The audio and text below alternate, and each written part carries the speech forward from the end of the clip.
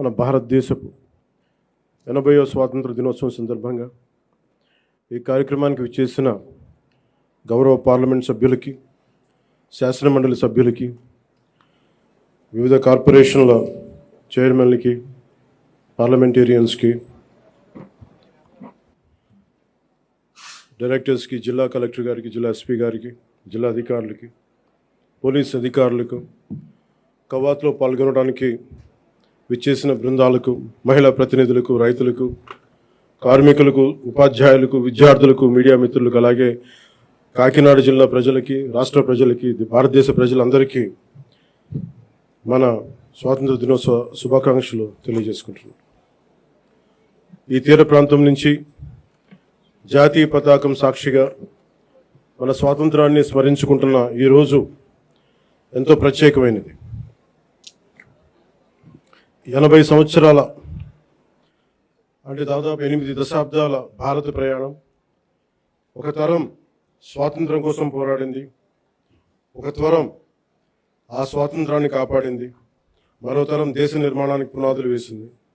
ఇప్పుడు భారతదేశం మరింత బలమైన, సమర్థవంతమైన, స్వయం సమృద్ధి కలిగిన దేశంగా ప్రపంచానికి నాయకత్వం వహించే దిశగా అడుగులు వేస్తున్న తరుణంలో ఆ మహత్తర ప్రయాణాన్ని మరింత వేగంగా, మరింత గొప్పగా ముందుకు తీసుకెళ్లే బాధ్యత అన్ని తరాల మీద ఉంది, ప్రత్యేకించి కొత్త తరం మీద ఉంది.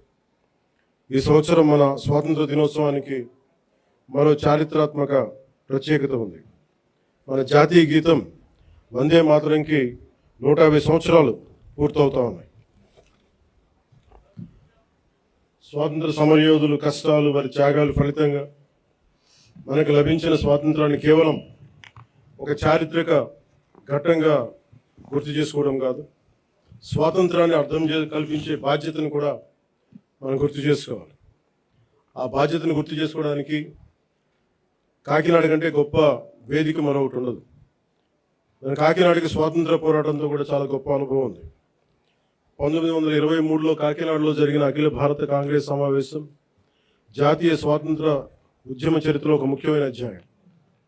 జాతీయ చైతన్యానికి కాకినాడ ఒక వేదికగా నిలిచిందనడానికి ఒక గొప్ప ఉదాహరణ.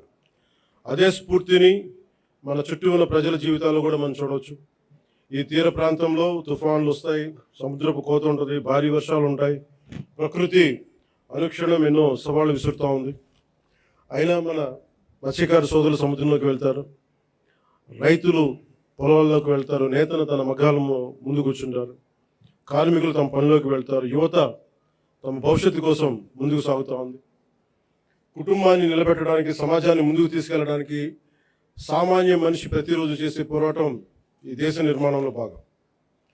ప్రధానమంత్రి గారి శ్రీ నరేంద్ర మోదీ గారి వికసిత్ భారత్ 2047 సంకల్పంలో ఆంధ్రప్రదేశ్ తన వంతు బలమైన పాత్రని పోషిస్తుంది. కేంద్ర రాష్ట్ర ప్రభుత్వాల సమన్వయంతో రాష్ట్ర అభివృద్ధి పదంలో వేగంగా ముందుకు సాగుతా ఉంది. కేంద్రం అందిస్తున్న మౌలిక వసతులు, పెట్టుబడులు, సాంకేతికత, జాతీయ స్థాయి పథకాలకు రాష్ట్ర ప్రభుత్వం తన పరిపాలనా సామర్థ్యాన్ని జోడించి వాటి ఫలాలు ప్రజలకు చేరేలా సర్వశక్తులు ఒడ్డి పనిచేస్తాం. ఇటీవల కేంద్రం రాష్ట్రాలకు ముందస్తుగా పన్ను వాటా నిధులు విడుదల చేయగా ఆంధ్రప్రదేశ్కి 4,597 కోట్లు అందాయి. ఇలాంటి కేంద్ర రాష్ట్ర సమన్వయం రాష్ట్ర అభివృద్ధికి మరింత వేగాన్ని అందిస్తాం.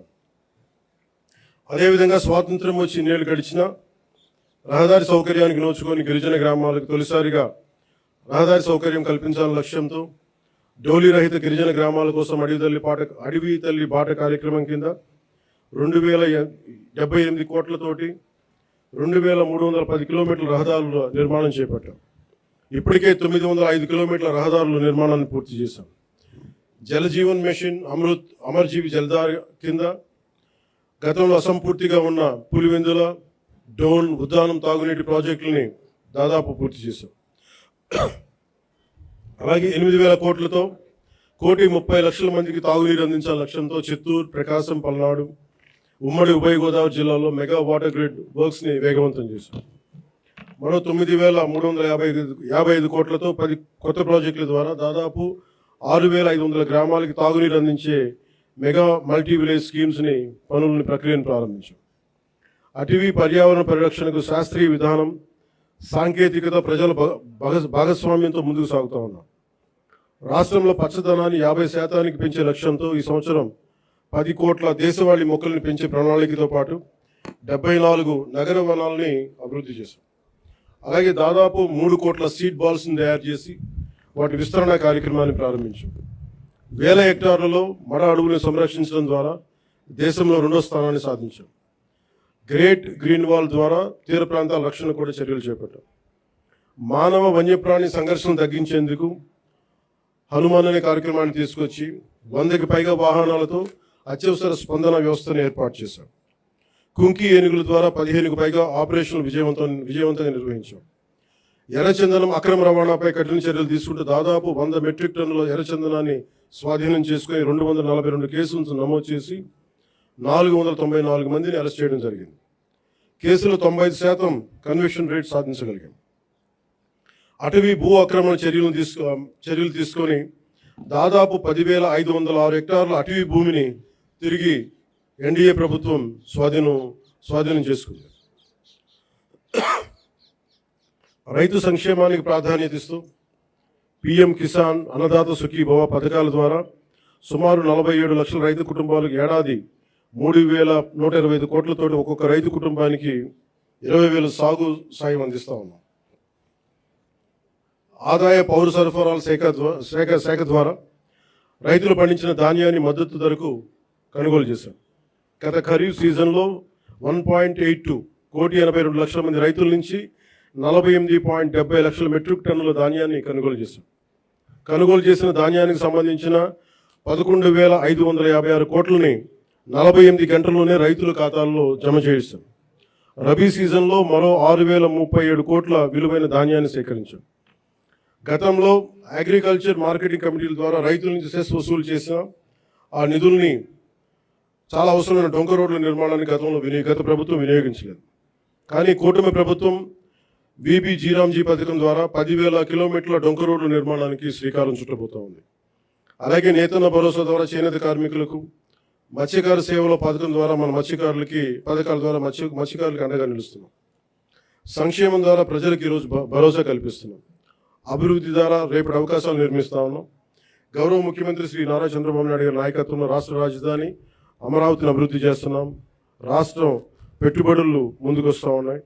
రాష్ట్ర జీవనాడైన పోలవరం కొత్త ప్రాజెక్ట్ని శరవేగంగా పూర్తి చేసుకుంటా ఉన్నాం. అలాగే ప్రత్యేకించి పిఠాపురం నియోజకవర్గం ప్రజల కోసం దాదాపు 1000 కోట్లతో ఎన్నడూ లేని విధంగా అభివృద్ధి పనులు చేపట్టాం.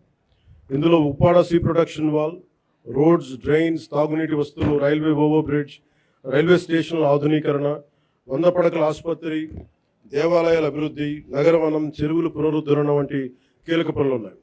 పల్లె పండుగ, బీబీ జీరామ్జీ వంటి కార్యక్రమాలతో పిఠాపురం అభివృద్ధికి మరింత వేగంగా తీసుకొచ్చాం. నేటి యువతతోటి మాట్లాడటం అంటే రేపటి భారతదేశంతో మాట్లాడటం. అందుకు మీతోటి కొన్ని మాటలు పంచుకోవాలనుకుంటాం. మీరు కేవలం భారతదేశ భవిష్యత్తు కాదు, భారతదేశపు ప్రస్తుత బలం కూడా. ఈ రోజున సమాచారం మనకి క్షణాల్లో చేరుతా ఉంది. But speed is not truth. ఏదైనా నమ్మే ముందు ఆలోచించండి, అనుసరించే ముందు ప్రశ్నించండి, నిర్ణయం తీసుకునే ముందు పరిశీలించండి.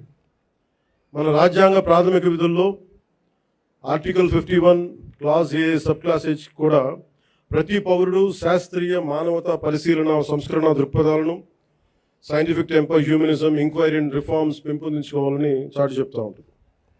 మనందరికీ మన అభిప్రాయాన్ని స్వేచ్ఛగా వ్యక్తం చేసే హక్కు ఉంది. అది మన ప్రజాస్వామ్యానికి చాలా గొప్ప బలం. కానీ ఆ స్వేచ్ఛని ఇతరులను దూషించడానికి, తప్పుడు సమాచారం వ్యాప్తి చేయడానికి ఉపయోగించకూడదు. Before sharing, verify data. Before criticising, know the facts. Before abusing, remember your responsibility. బలమైన ప్రజాస్వామ్యానికి మనకు కావాల్సింది బ్లైండ్ ఫాలోవర్స్ కాదు, ఇన్ఫార్మ్డ్ సిటిజన్స్ చాలా అవసరం. మీ చేతుల్లో మొబైల్ ఉంది, టెక్నాలజీ ఉంది, ఇన్ఫర్మేషన్ ఉంది, ఓటు ఉంది, టాలెంట్ ఉంది. కానీ అన్నిటికంటే ముఖ్యంగా మీ చేతిలో మీ భవిష్యత్తు ఉంది, దేశ భవిష్యత్తు ఉంది. ప్రతి తరం తన కాలానికి ఒక బాధ్యతని మోస్తుంది. స్వాతంత్ర ఉద్యమంలో ఒక భగత్ సింగ్, చంద్రశేఖర్ ఆజాద్, నేతాజీ వంటి యువకుల స్ఫూర్తితోటి ఆ రోజున దేశం కోసం త్యాగాలు చేశారు. స్వాతంత్రం వచ్చిన తర్వాత తరాలు దేశ నిర్మాణానికి పునాదులు వేశాయి. ఇప్పుడు ఆ జాతీయ నిర్మాణపు జ్యోతిని ముందుకు తీసుకువెళ్లాల్సిన అవసరం మన యువతది.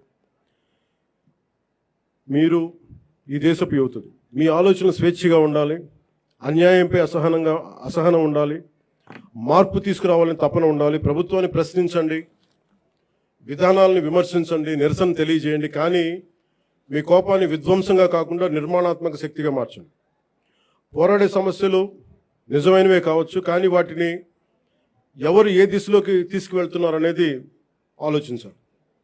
వ్యవస్థలో తప్పుంటే వ్యవస్థని ధ్వంసం చేయడం కాదు, వ్యవస్థని సరిచేయడం అంటే మనకు లక్ష్యం కావాలి. నేను కూడా ప్రజా సమస్యల కోసం అనేక ఉద్యమాలు చేశాను, కానీ ఎక్కడా కూడా ప్రజల ఆస్తుల్ని ధ్వంసం చేయడం కానీ, హింసకి దారి తీయడం కానీ, సమాజాన్ని విభజించడం ఎప్పుడు మార్పుకి మార్గం కాదని ఆలోచన ఎప్పుడు దృష్టిలో పెట్టుకొని ఉద్యమాలు చేశాం. భారతదేశానికి ప్రతిభ కొరవలేదు, అవకాశాలు కావాలి. అవకాశాలను సృష్టించే సమయం ఇది. ప్రపంచంలోని పెద్ద సంస్థలకి నాయకత్వం వహిస్తున్న భారతీయుల నుంచి, అంతరిక్షం నుంచి డిజిటల్ టెక్నాలజీ వరకు, భారత్ సాధిస్తున్న విజయాల వరకు మన సామర్థ్యాన్ని చాటి చెప్పడం సామర్థ్యానికి ప్రపంచమే సాక్ష్యం. కాబట్టి యువతకి నా పిలుపు ఒకటే: డబ్బుకి మీ ఓటు నమ్ముకోకండి, తప్పుడు సమాచారానికి మీ ఆలోచన నమ్ముకోకండి, ద్వేషానికి మీ భవిష్యత్తును అప్పగించకండి. ప్రశ్నించే యువత కావాలి, పరిష్కారం చూపే యువత కావాలి, అవకాశాలు సృష్టించే యువత కావాలి, భారతదేశాన్ని నడిపించే యువత కావాలి. ఈ తరం చేతిలో ఉన్న జ్యోతి యువత. వచ్చే తరానికి మరింత ప్రకాశవంతమైన భారతదేశంగా మీ చేతిలో ఉండాలని మనస్ఫూర్తిగా కోరుకుంటూ సెలవు తీసుకున్నాను. జై హింద్.